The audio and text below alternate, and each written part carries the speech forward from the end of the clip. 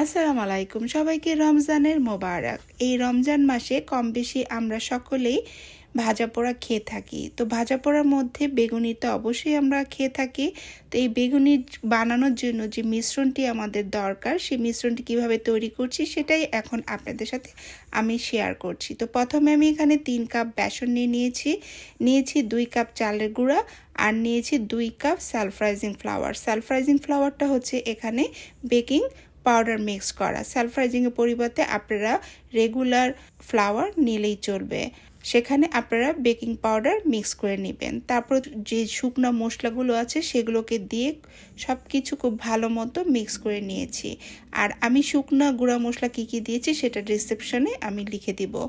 এখন বেগুনি বানানোর জন্য আমি জাস্ট বাটিতে সেই মিশ্রণটি নিয়ে পরিমাণ মতো পানি দিয়ে খুব ভালো করে এই মিশ্রণটাকে ফেটে নিতে হবে, যেন ভিতরে যে লাম্প বা বাতাসটা থাকে সেটা যেন বের হয়ে আসে। তারপর এটাকে রেস্টে রেখেছিলাম 10 থেকে 15 মিনিট।